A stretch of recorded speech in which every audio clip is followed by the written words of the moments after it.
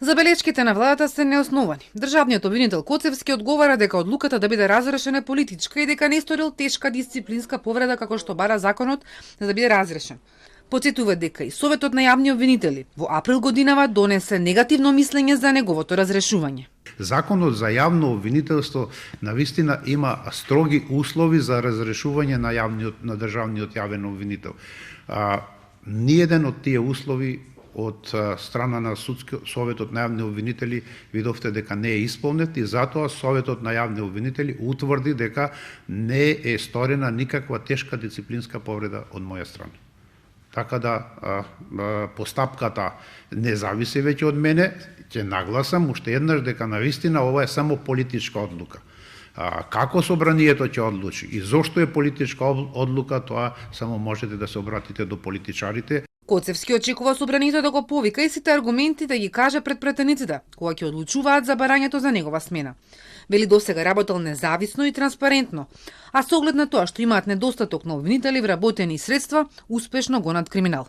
Во однос на функционалноста имам донесено упатство за приоритет на предметите кои што се од висока корупција, па и во тој дел сметам дека оние причини се воопшто неаргументирани и никакви нема докази и факти дека навистина јавното обвинителство било нефункционално. Во спротивно, само гледате дека и предметот со Кочани заврши, првиот предмет, да речем, заврши во навистина временски период согласно закон, кој што таков предмет досега никогаш Република Македонија не се соочила, па верувајте и регионот.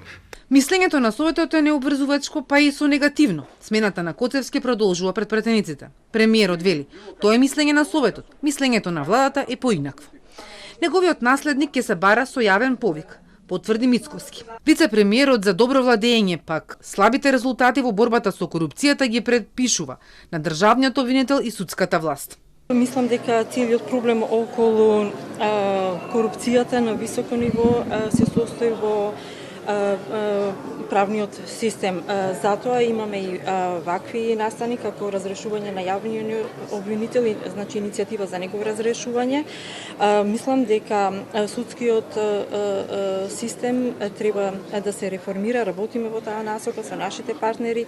Знаете дека имавме проблем и со антикорупцијската комисија, сега веќе имаме нов претседател. Лидерот на СДСМ вели дека не го познава Коцевски и не сака да му биде адвокат, но е против притисокот што власта го прави врз правосудството, да поставува партиски суди и обвинители. Граѓаните сакаат реформи, вистинско правосудство во кое што може да му се верува. Ова не е тој механизам. И тоа не се случува само сега со овој притисок кон обвинителот. Се случува цело време изминатите година и пол дена наназад. Еве имаше притисоци, се назначува обвинители, се назначува суди, роднини, пријатели и така натаму на членови на блиски членови на владачката гарнитура. А не ова Македонија не е што сака. Претседателката на државата Силјановска Давкова смета дека државен обвинител треба да биде некој кој ќе биде законот борец за владење на правото, кој ќе биде отпорен на партиски и на политички влијања, некој кој ќе биде круна на целиот обвинителски систем, бидејќи ако нема промени во обвинителскиот систем, нема да има ниту успешни судски реформи.